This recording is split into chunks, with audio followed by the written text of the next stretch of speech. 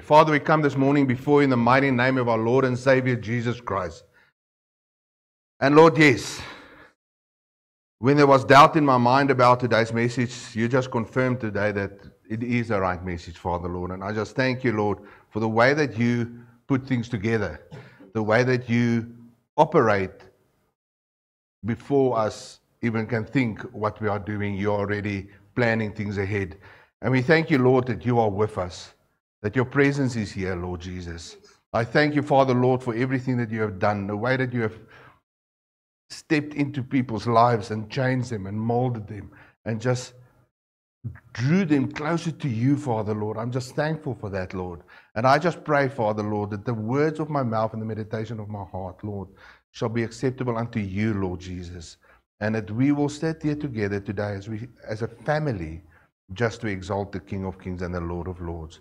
And God's people said, Amen.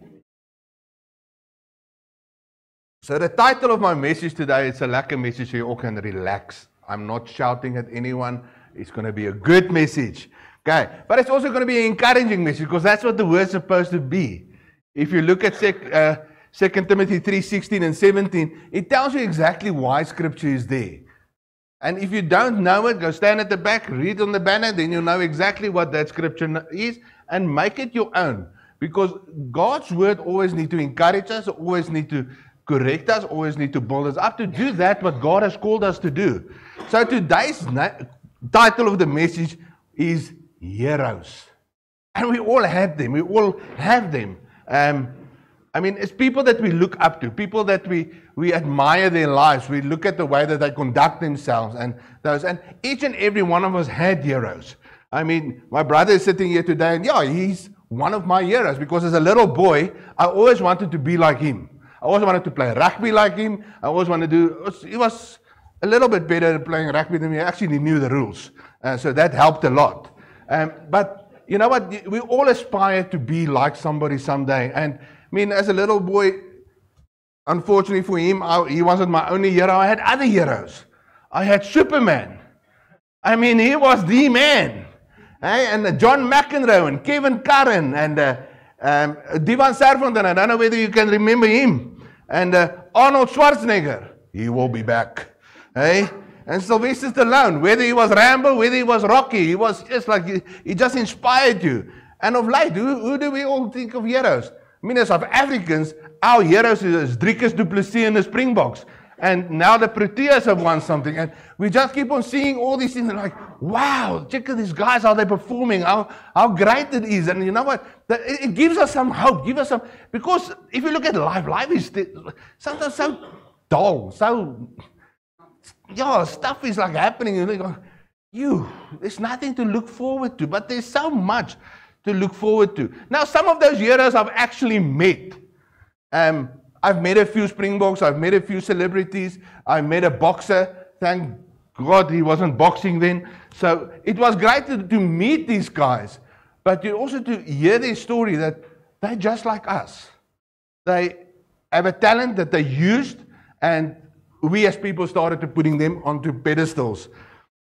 So having heroes in our life is beneficial. It's beneficial for us for a certain reason. And the reason for that is that heroes inspire us to strive for greatness, overcome challenges, and become our best selves. That's what a hero does. Heroes often embody strong moral values, virtues, and integrity. Unfortunately, the other side of the coin is also true.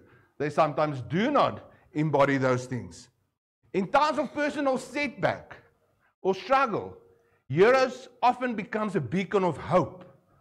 You can just think if there's a national disaster or something, and there's somebody that steps in and do something extraordinary, it gives hope. It gives us that sense of, listen, we can overcome this. So heroes expands a sense of what is humanly possible. Identifying with heroes can give our lives greater meaning and a purpose. In a moral primal sense, like I said, heroes have historically provided a sense of safety and protection. When I always made the joke, I said, why did God, when I was in the police, I said, why did God create policemen? And then everybody will look at it and say, so that firemen can have heroes. But you know what? If a policeman were in a fire, the fireman will be his hero because he comes and saves them. So that's what a hero does. He steps in to a dark situation and brings some hope. And that's so awesome to have it.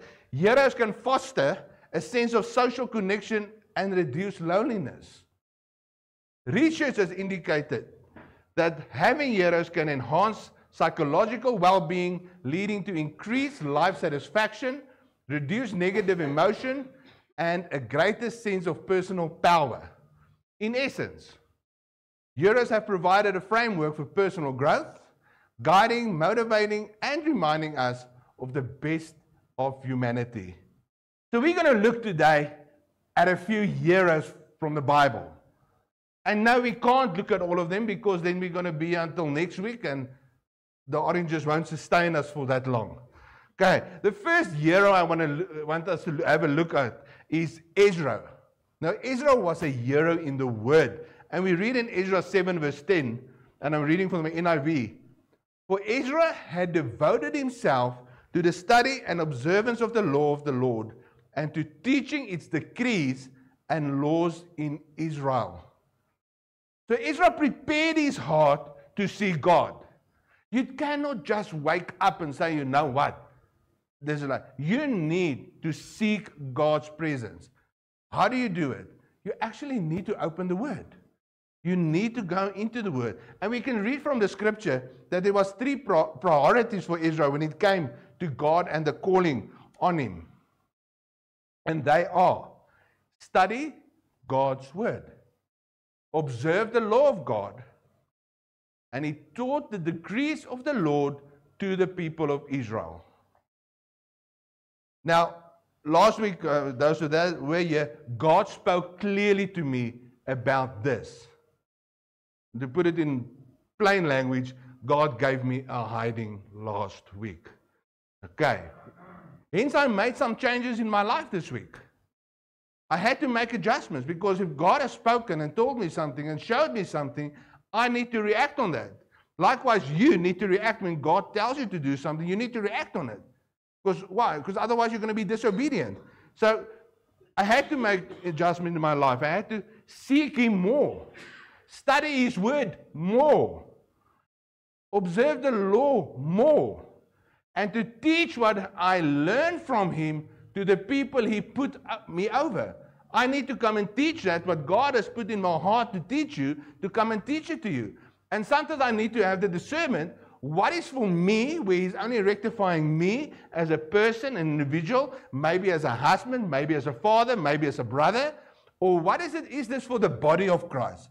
So that's important, that you need to discern what is important and what is not. What needs to go to the body and what needs to be it's for you. Because a lot of times we'll bring the things that's actually for ourselves, and we want to say, this is for you. This is you need to, must be you. And we're easy to do that. We'll sit in church and then you listen to a message and you think, that person was here. This message was for them. Meantime, that message is actually for you. Because we're quick to think, no, it's for the next person. But you know what? You are here today because this message is for you. Those is not here today, I hope they're getting a message from the Word of God. Amen. So that's Ezra. So he was a hero in the Word. The next guy we spoke about yesterday, last week, quite intensively we spoke about him. Hey? Abram. Now what was Abram a hero of? What do you think he was a hero of? Faith. He was a hero of faith. And we read in Romans 4 verse 3, and when I did my prep, I like, but why don't I just go read the scriptures of last week? Because Genesis was lacking, because I'm now, and it's like, oh, he actually repeated Genesis here in Romans. Just shows you, if you open God's Word, God's going to reveal the things to you that you need to reveal. I can remember in a specific time in my life, I was at a very, very dark place. And I got home, and I suffered a terrible loss. First, I went to my parents' house. The shock for them was just as bad as for me. I got home. And I had that ornament that I think a lot of us have next to our beds. It's called the Bible. It's a dust collector. And for some, that day, I was upset with God because I'm going through this terrible thing now. And you know what? God made me open the Bible. Because I had no desire for Him at that stage in my life. I was upset with Him. And I opened the Bible. Where did I open it? Psalm 23. The Lord is my shepherd. I shall lack nothing. And I thought to myself, you've got a sense of humor. But you know what? God knew that I need to read that, specifically for that time of my life, so that I can understand, despite of the heartache, despite of the loneliness, despite of everything that you felt, that He is still there. He is present there. I don't know why I'm bringing that up, but yeah. So in Romans 4 verse 3, I'm reading, what does Scripture say? This is what Scripture says about him. Abram believed in God, and it was credited to him as righteousness. So we spoke about this last week. And in Romans 4, verse 20 and 25, or 22, 25, so just a little bit further down in Romans, hear what it says. This is now concerning Abram. Yet he did not waver through unbelief regarding the promises of God, but was strengthened in his faith and gave glory to God, being fully persuaded that God had power to do what He had promised. This is why it was credited to him righteousness. The words, it was credited to him, were written not for him alone, but also for us, to whom God will credit righteousness for us who believe in Him, who raised Jesus our Lord from the dead. He has delivered over to the death for our sins and was raised to life for our justification. What an awesome piece of Scripture. Because he had faith, he was getting the reward as being credited as righteousness, believing that this is it. And this is for us, for me and for you. This promise is there. And now a lot of people will ask you the question, what got faith to do with righteousness? Righteousness is received through faith in Christ Jesus. Without faith in the Son of God, we cannot receive righteousness. God cannot give you the righteousness of God, but you threw Jesus down the drain. He's not valid. No. The Word tells us that there's only one way to God, and that is through Jesus Christ, our Lord and our Savior. So whatever reward it is through Jesus Christ, that is what we will receive. Now, just as Abram trusted and believed that God will do what seems impossible, he glorified God through faith by trusting God through the challenges that he faced. Despite his age, despite everything that went wrong in his life, I mean, we read about it last week, he's still stuck to his guns. If God said it, he believes it, that settles it. No doubt in my mind. And it is that for me personally, God's promise that I stand on is that those who call upon the name of the Lord shall be saved. There's no doubt in my mind that this scripture is true. I trust Him that His word is true. And by calling on His name, accepting the sacrifice and resurrection, sacrifice His Son did for me and for you, believing in the resurrection of Christ, that I am saved. That is faith. Believing that I have received the inheritance that is in heaven, although I am not there yet. I cannot confirm that it is there.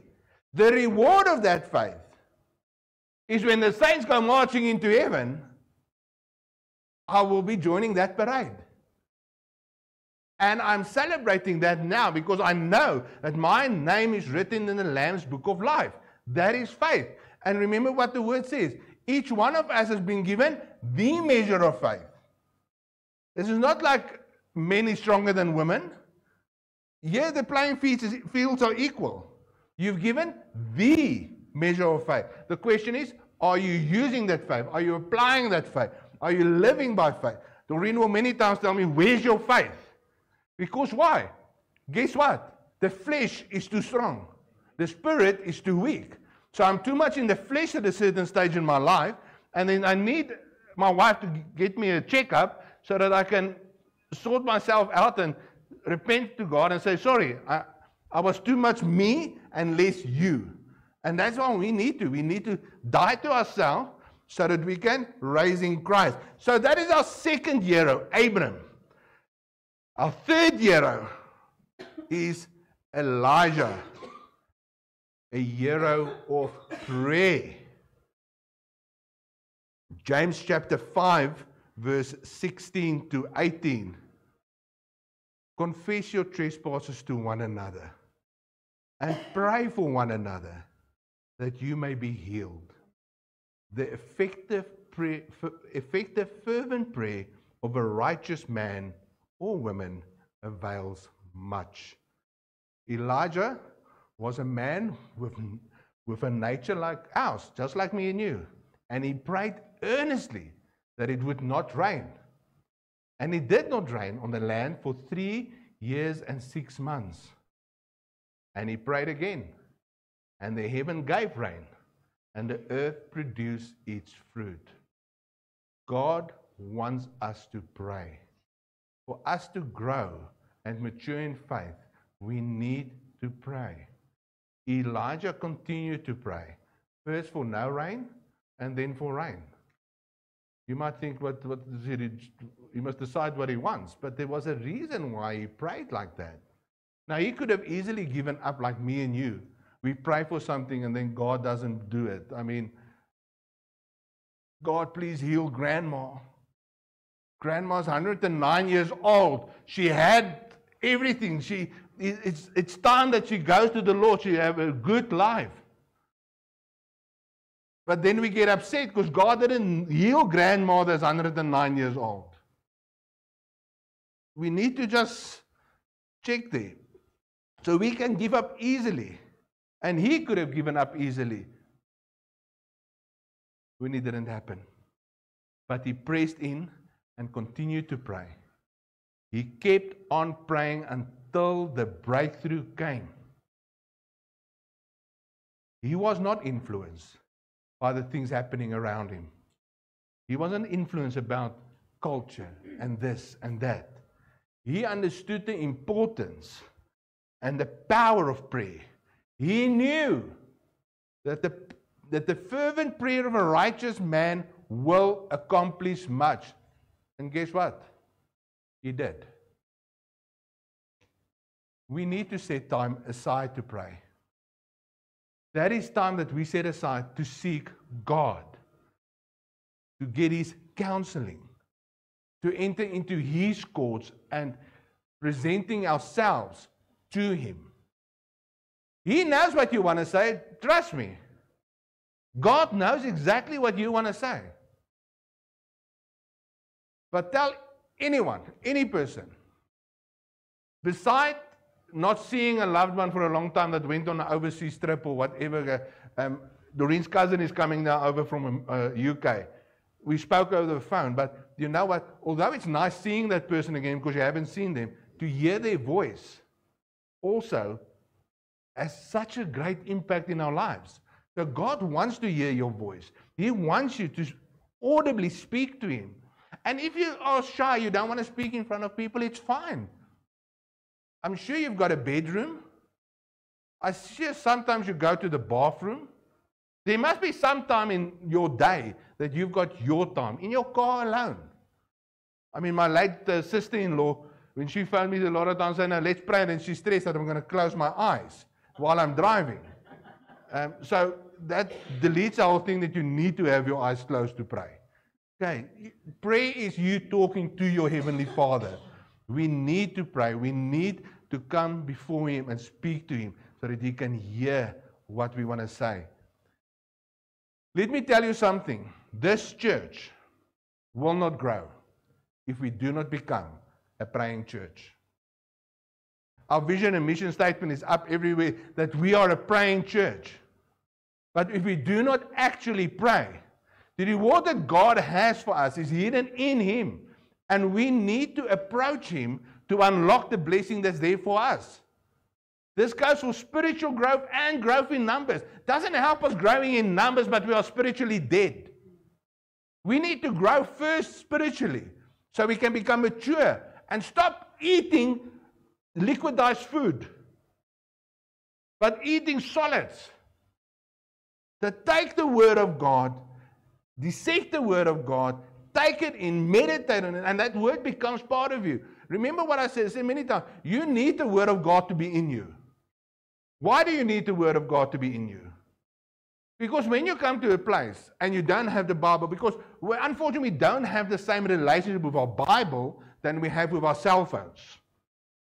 We will turn back if I left your phone at home and go fetch it, and I've done it this week, but I won't go back home to go fetch my Bible. But if the Bible is in me, when those trials and tribulations come, I can say, it is written. When the enemy attacks it, I can say, no weapon formed against me shall prosper. You need to have that word in you. God's word needs to be soaked in you so that you can use that word and speak that word so that you can grow. You need to pray. Prayer is vital. You cannot be. Can you be in any relationship without speaking? I tried not speaking to my wife for a month. It lasted for 10 seconds because she couldn't keep quiet. No, but we need, communication is important. We need to speak to one another. That's how relationships build. Understand? If we don't talk to one another, nothing's happening. Same way, that's how our relationship with God is growing if we speak to one another. Our fourth hero, we're almost there. King Hezekiah. He's known as the royal hero. And hear what 1 Chronicles 31:20-21 says. This is what Hezekiah did throughout Judah, doing what was good and right and faithful before the Lord his God. In everything that he undertook, in the service of God's temple and in obedience of the law and the commands, he sought his God and worked wholeheartedly, and so he prospered. Because Hezekiah did what was good and right before the Lord, he was blessed.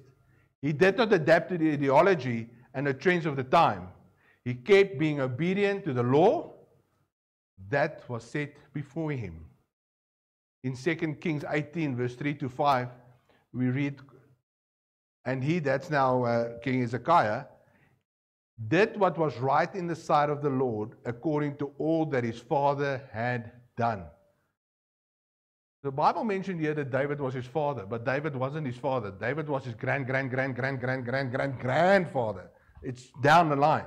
Understand? But we've continued reading. He removed the high places and broke the sacred pillars, cut down the wooden image and broke in pieces the bronze serpent that Moses had made. For until those days, the children of Israel burnt incense to it and called it Nehushtan. Now the serpent Moses put on the pole, that's a message for another day. Verse 5, he trusted in the Lord God of Israel, so that after him was none like him among all the kings of Judah, nor were they before him. So he was take now just Jesus for a moment now out of this equation, human, that's not part of the Trinity. He was the King of all kings that was lived. He lived according to what God wanted to. David was Hezekiah's role model, his hero. That was actually a good choice to make. If you want to choose somebody to be your hero, choose somebody that was actually a man after God's own heart. That's a good role model to have. David lived his life. We all know what he did. He sinned against God, but he came back. And he wanted to live a life pleasing to him. That just shows us the grace of God. That despite what David did, he is still known as a man after God's own heart. Hezekiah trusted the Lord wholeheartedly. He removed and destroyed all false statues and symbols from Judah. That brings us to our last hero. So we had the hero of the word, we had the hero of faith, of prayer, the royal hero, but now we're going to the hero of all heroes. Do you know who that's going to be? Amen. Our Lord Jesus Christ, the ultimate hero. Eh? 2 Corinthians 5 verse 21. God made him who had no sin to be sin for us, so that in him we might become the righteousness of God. In 1 John 2 verse 6, he who says he abides in him ought himself also to walk as he walked. Jesus came and he gave me so much. He gave me my children. He gave me grandchildren. He blessed me of the extreme heartache with my own good thing, my beautiful wife and her son. That's a blessing. He protected me for 47 years and stepped into my lounge and saved me and my wife just at the right time. He led me to a little church to be trained up and prepared for the work of the ministry under the guidance of Pastor Des and the Holy Spirit. And this is the awesome part. God still finds ways to humble me and to correct me and to train me up in righteousness for His name's sake. So what am I saying? We haven't arrived until we hear those words. Well done, my good and faithful servant. We are going to be trained up. We're going to be corrected. We're going to be humbled. I can only try to live my life here in a God-fearing, God-honoring way. Living each day in a way that will please Him, my Lord and my Savior, Jesus Christ. If that is not seen, if you cannot see that, I am not giving God the service that I am supposed to give Him. And the same way with you. If people cannot see the difference in you, you're not giving God the service that you ought to give Him. If I tell you, Yanni, you've committed this terrible crime, you're going to have to die in front of a firing squad. And you know the law of the land says this is what needs to be done. And the day of the execution comes. And here you stand, and the firing squad stands there. And all of a sudden, somebody shouts, "Whoa, wait, stop." And they'll stop. It's what? I'll die in her place. You only can go aside and I die. They shoot this guy. You will be forever, ever, ever in your life so grateful for what that person did. And that is what the Lord Jesus Christ did for me and for you. He took our punishment on Him. So we need to be grateful. So our service, our walk, our talk, our everything must be in line with that. I listened this week in a video, and this guy said, "I'm coming to your church and I'm ministering." The next moment, I blaspheme and I continue ministering. The next moment, I blaspheme again, but I continue ministering.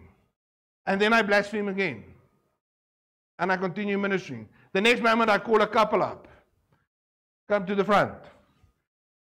You guys need to start kissing and taking clothes off and everything and do what a married couple does. And what will you say?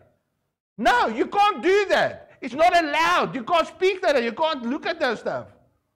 Why? Because you're in church. Now rewind the tape 24 hours earlier. You're sitting in a lounge or in a movie house and you are sitting there listening to these people cursing, swearing, naked people doing what they want, but then it's acceptable. But here, it's not acceptable. The way that we conduct in private must be the same that we conduct ourselves in front of the people of God.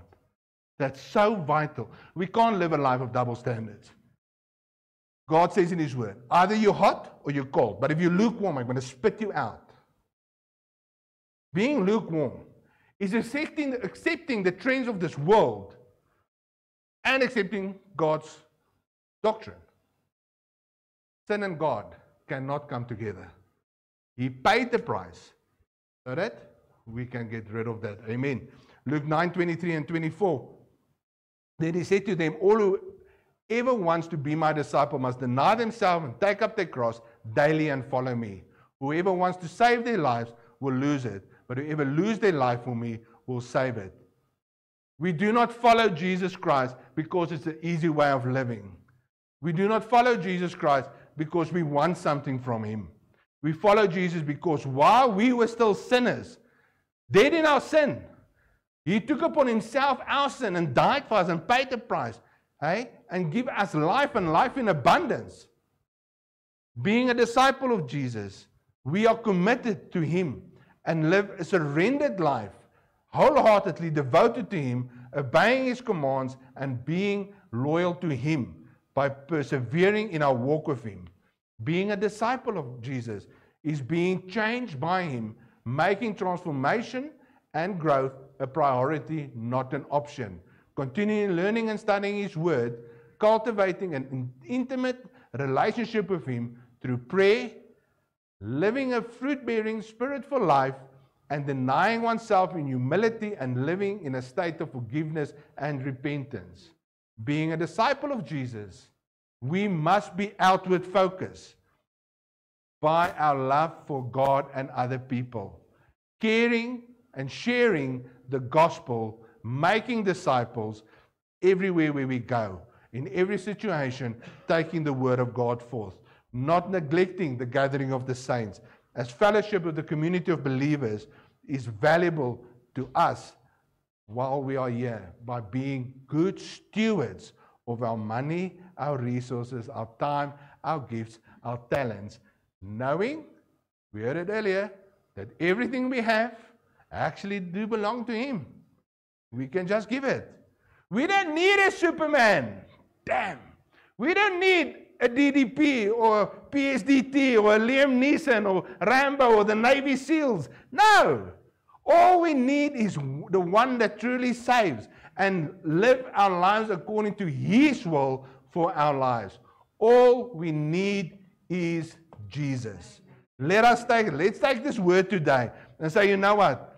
I'm going to be a hearer of the word. I'm going to get into the word. I'm going to be a hearer of faith. I'm going to believe this word that's there. And I'm going to live by faith. I'm going to be a hearer of prayer. I'm going to pray constantly.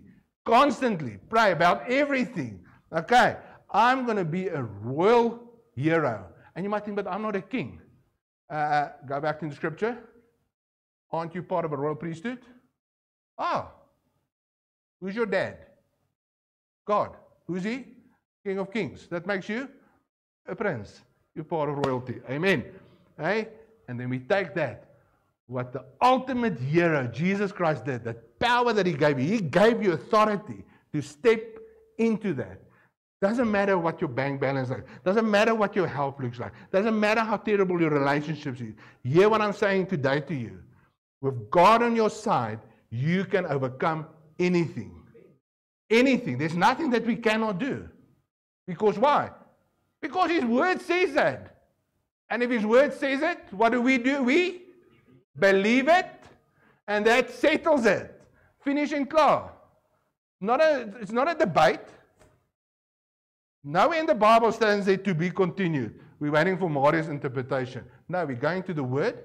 You don't wait for my interpretation. You don't have to wait for any pastor's interpretation. That's what God said to me last week. You listen more to other pastors than you're listening to me. So that's not being honest in front of you guys. Hey? I needed to make that change and say, you know what? Yes, it's good to hear what other pastors say and how they interpret the word. But it's more important to go to the source. Go to the source and hear what the source is saying. And go and applying that source in my life. It's senseless for me to get the word of the Lord and not doing anything with it. It's as good to say, you know what? I've got this gym membership. But nobody knows you because you're never there. I'm going to be a hero of the word. I'm going to be a hero of faith. I'm going to be a hero of prayer. And I'm going to step into my royal calling that God has called you to do. God has anointed you for something. If you don't know what it is, I want to encourage you today. Be still. Shut those noises out. There's so much noises happening in this world that we are listening to. Shut them out. Hear the word. That woman, she stretched out to touch that hem of his garment. She had to do effort. She had to apply herself. Apply yourself. Seek God. Hear by Him. If you don't know what your calling in your life is, go and find out what it is. Let God reveal it to you. And you know what? You'll be amazed. It will be just like this. Because God has called you to make a difference in the world where you are influential in. You need to be the light bearer. You need to be the disciple in that area. Amen. Thank you. Father, Lord, we thank you for this day. We thank you, Father, for your word. We thank you, Lord, that we can say today, we have the ultimate hero in our corner. We have got you. And Father, I thank you that we have you. We thank you for the example that you have set for us, Father, Lord. Not only through Jesus Christ, your Son, but Father, Lord, through all of the men in the Bible, all of the women in the Bible. There's so much we can learn from them. I pray, Father, Lord, that we will be attentive to that, what's written in your word, that we'll go into your word to become hearers of the word. We'll go and take that word and believe in it, trusting in it, relying on it, so that we can say that we walk by faith, not by sight. And Father, Lord, that we will pray with every single ounce of strength in us until something happens. We will not back down. We will be like the men of old that pray until God moves. That's how we will be, Father, Lord. And Father, I pray, Lord, that we shall just stand together as the body of Christ, knowing that you are our Lord and our Savior, Father, Lord. That when you said all authority has been given, that we can receive it and we can go and apply it in our marketplace, Father, Lord. Father, Lord, I pray, Lord, that as we depart from here, Father, Lord, that you will just be with each and every person here that have heard this message, Father, Lord, and they'll be encouraged. They will be challenged, and they will start making small changes in their lives, Father, Lord, so that we can become all that you have called us to be, Father. We thank you that in the wonderful name of our Lord and Savior, Jesus Christ, and God's people said,